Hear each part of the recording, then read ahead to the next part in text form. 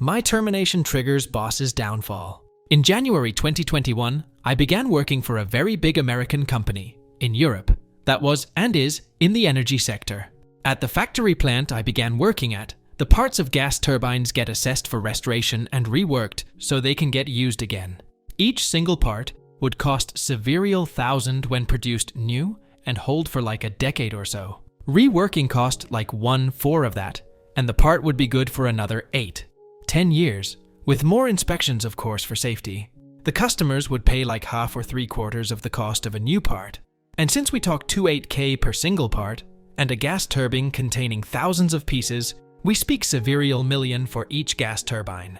Customer would save a good chunk, and of course the company was sitting on a golden goose. Over the decades that meant that the facility where the stuff was reworked had an absolute uncontested income, without much of competition, since the parts were their own design and production, and a win-win for customer and company. Over time that led to the problem that competence, invention, or even honesty were not needed by the management of the facility anymore. As long as the workers stick to the already developed and tested processes and did their job, money would keep flowing in regardless what the office did or did not. You can see where this is going. Setup, somewhat important. So I was hired there as part of quality control. Specifically, I was to operate a 3D computer-managed measuring machine. Gas turbines get, as you can imagine, pretty hot and spin fast, and a decade of heat combined with dynamic stress has the nasty habit to deform stuff. Can't have that for sure, so you have to measure the stuff really precisely so that the production knows what section of which piece needs reworking, or if a piece is too out of form to be used again at all. The operation of such a machine is not too complicated. Put the piece into bracket, clamp it down, load the correct model, and start the program. You get the measurement report then as a text file, an Excel as well as a PDF. The pieces, usually rotary blades, nearly always came in sets, 24, 216, depending on the size. When all are measured, you compile all the reports the machine made into one Excel with a somewhat complicated method.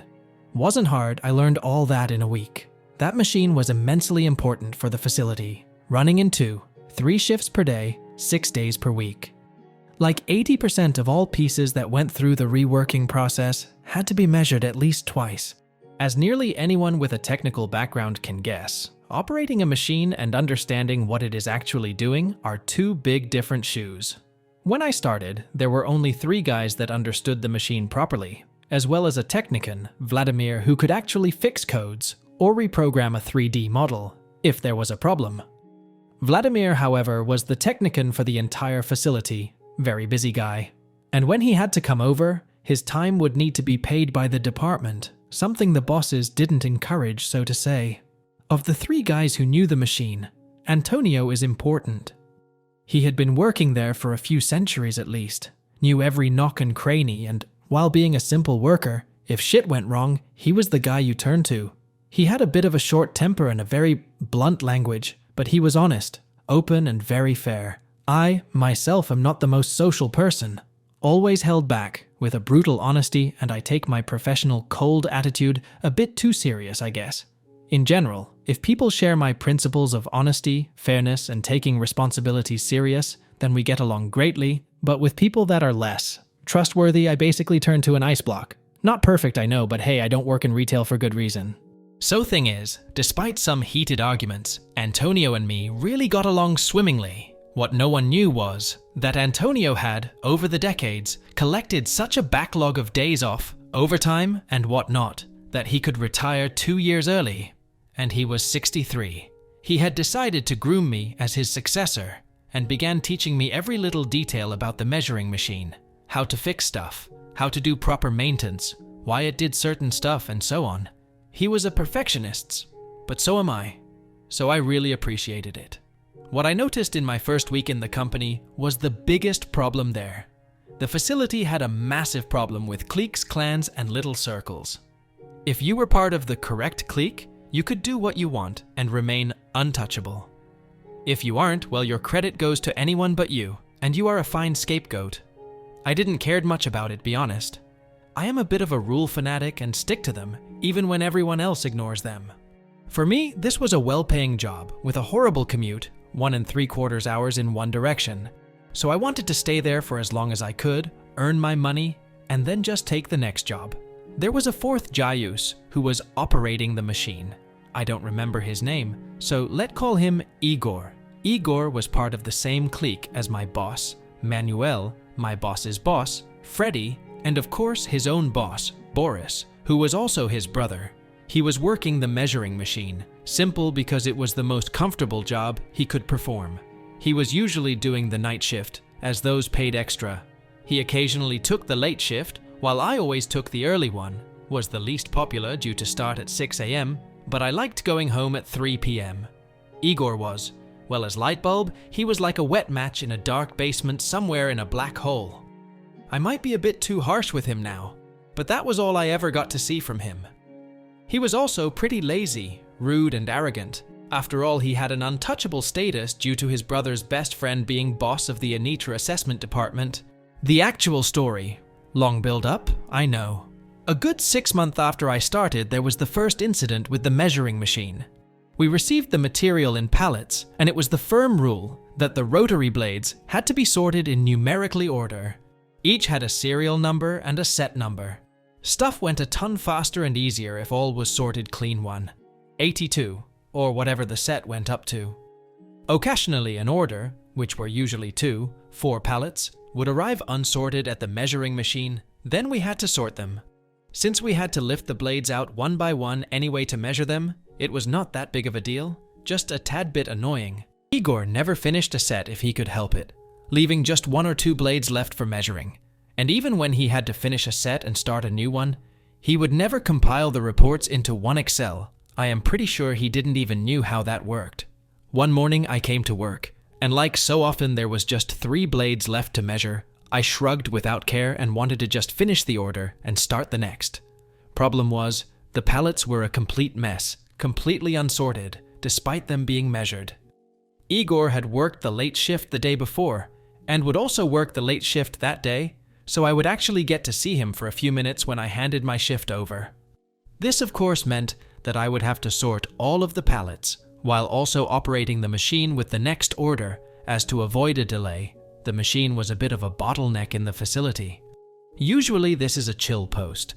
The blades are never heavier than 22 kilogram, 48 pound, and you had like 14 minutes between the measurement cycles to lift them out and exchange them with the last measured blade.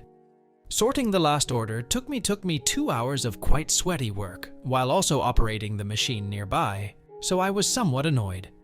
When Igor came in the afternoon, I asked him in a politely manner why he had not sorted that one order. He replied in quite a rude tone that he wouldn't do that. I was a bit baffled and asked if he didn't knew that it was mandatory to do that. He simply replied, in a pretty rude tone again, that he wouldn't speak about that. Outright refusing to speak about a problem? What the hell? I told him that if he didn't want to speak about it, I would have to speak about it with my boss. He just smiled in a smug fashion and told me to do that. Well, I did just that. Asked my boss about it, in the fashion of, hey, I thought we were supposed to sort that stuff, or did we change that? This led to a 4-way talk with my boss, Igor, as well as Boris. Boris was not happy at all, and my boss was rather embarrassed, because it was all clear that I was correct, but neither of them wanted to admit that their friend had done anything wrong. I did my usual ice block impression, showing a blank face, replying in very accurate and short words, and staying all polite and professional. It came out rather inconclusive with a kind request that we should please sort the pallets if they came in as a mess.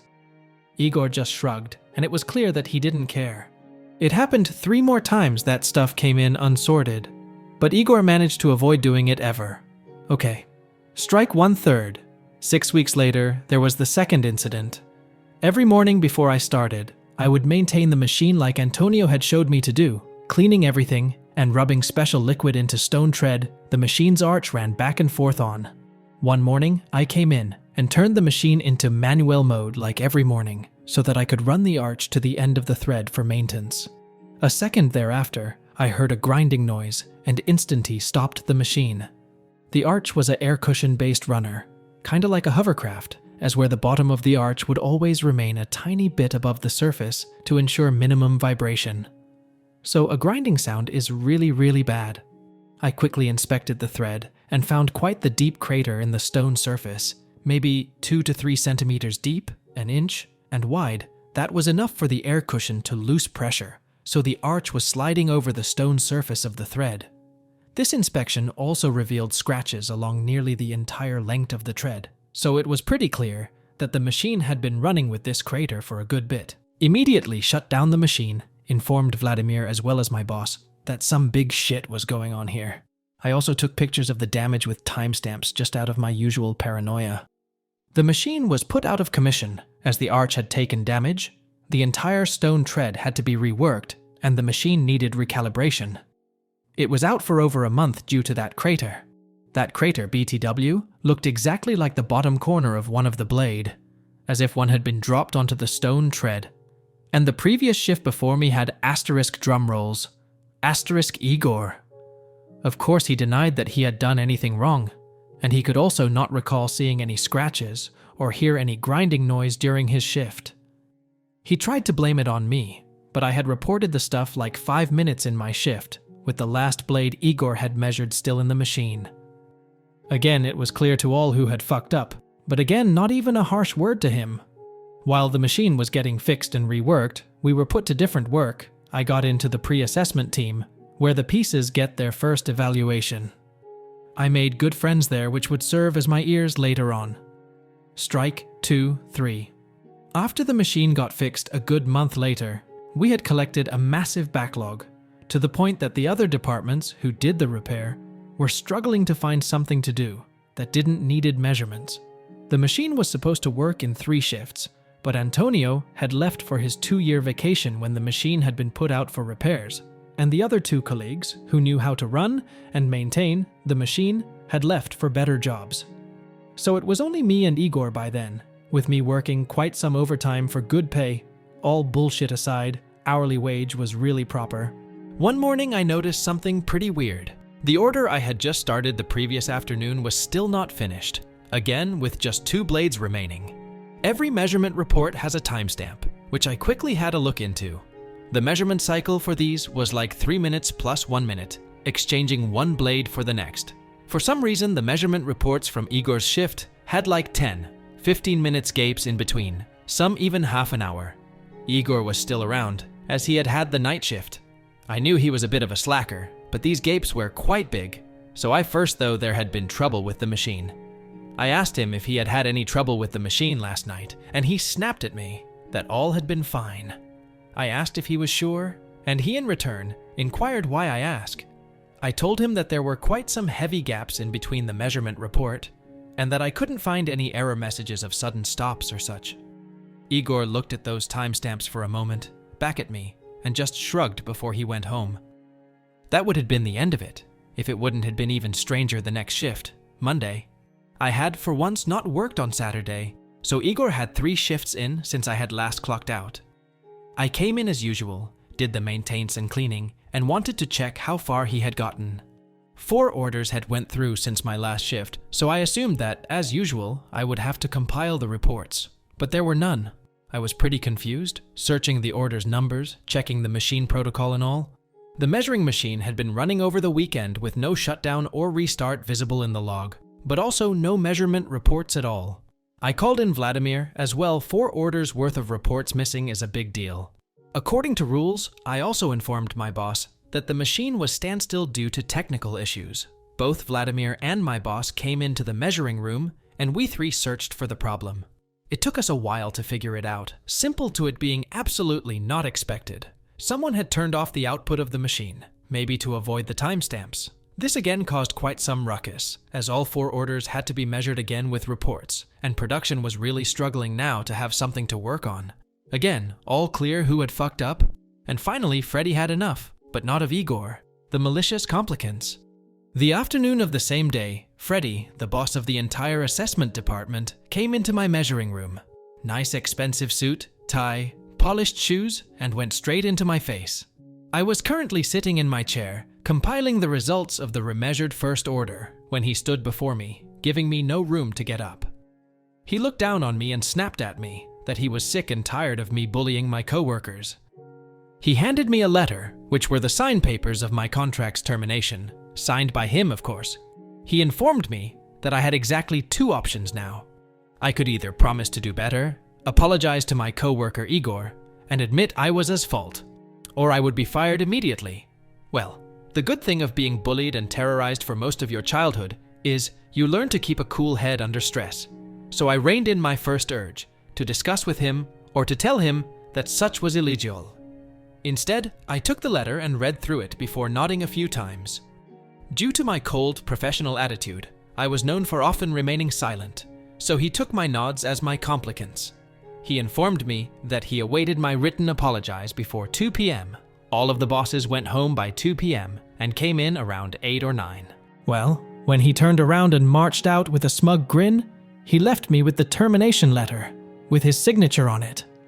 Fun fact, when both parties agree to it, a contract can be cancelled immediately, without any further responsibilities, beside paying for already issued hours, which go directly through human resources, via the electronic timestamps of our clocking.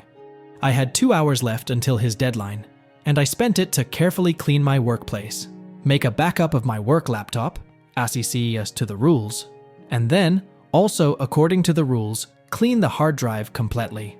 The backup was put into the assigned server, with all data correctly named and compiled. But of course, the server for backup data is marked as unsearchable, as to avoid your search list getting cluttered. After all the same parts types came in again and again, with the same material numbers, of course. If you know the rules and knew where to search, you would find the stuff within 20 seconds. If not, well, good luck, mate. It's only like 10 terabytes or so. I made a copy of the termination paper, signed by me now too, and sent them to my email, which was allowed, put the original back into the envelope, and packed my things up. Then I went up to the office, envelope in hand. The big boss showed his smug smile again the moment he saw me, but was quickly confused when he saw me with my laptop, work phone and all that too. I handed him the letter, offered a polite nod, and turned around again. He shouted, where the hell I was going, him still holding the envelope in his hand. "You terminated my contract. According to the rules, I am to hand over all personal equipment I had been handed by the company before leaving. Exception SE to paragraph B are safety shoes and safety glasses. I bid you a fine day, Mr. Freddy." I said that with a cold, calculated voice, trying my best to sound like a lawyer, simple because I knew he hated my professional attitude. Then I went to my own boss and piled my stuff on his desk. My boss was confused as hell, asking me what was up. I briefly informed him that my contract was terminated and that once more quoted the rule. My boss was a smug ass too, but he wasn't all dumb. His eyes went big as he immediately realized that I was the only person he had left that actually knew how to maintain and properly operate the measuring machine, and that he had such a backlog already that other departments, relying on the measurements, had started to enforce short-time work. He was first lost for words and then rushed into Freddy's office to see that termination letter. Meanwhile, I changed my clothes in the locker room, went to the gate and asked the security guards to please have a full inspection of my person and my backpack. This was likewise regulation for personal that was terminated on short notice, and while the security guards were pretty baffled that I asked to be searched, they complied. They searched me fully and handed me a written confirmation that I had nothing on me that belonged to the company. My now ex-boss tried to call me all the time on my way home, but I dislike having phone calls in public transport, so I simply muted them and continued reading my book until I got home. There, 4 p.m. by now, so well past his own time to go home, I finally answered his call. He tried to convince me that I needed this job and that all this could be sorted. My reply, "I will have a new job within a week. You will need to take at least a month to train someone new on the machine. If you had anyone that could train a new person, I tell you what, give me a solid contract with triple the pay and I come back. Oh, and I want a written apologize from Freddy too, as well as my piece when working." He told me that I was completely unreasonable with such demands, again me. So, to get this clear, 3 times I discover massive bullshit happening, 3 times you guys try to heap the blame on me, and then you guys literally try to humiliate me, and Freddy does actually fire me, and you want me to be reasonable? Well, guess it would be reasonable then to just ignore you then. Please be well. I hung up then and blocked his number, as well as any other number with which he would try to call me later on. The aftermath, as I had mentioned before, I still had ears in the company, so I have a good idea what followed. The facility suddenly had its most sensitive bottleneck tightened even further, and then clogged full of concrete soon after. No one maintained or cleaned the measuring machine anymore, and being a precision machine, it didn't took that lightly. Vladimir was soon called in multiple times a day to fix a problem, which in return built up a backlog for him in other places. Things I, or previously Antonio, had fixed within a minute now took hours, just for Vladimir to find time to come over and fix it, in a minute XD. He tried explaining stuff to Igor, but yeah, didn't work well. Other departments ran completely dry of work, and of course they didn't want it to bear the blame for missed deadlines, so the whole issue was pretty quickly reported up the ladder.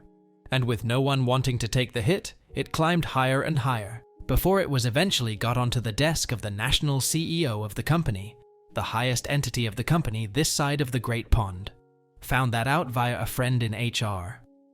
Was followed was the arrival of the proverbial kill squad. You know, the modern equivalent to an executor.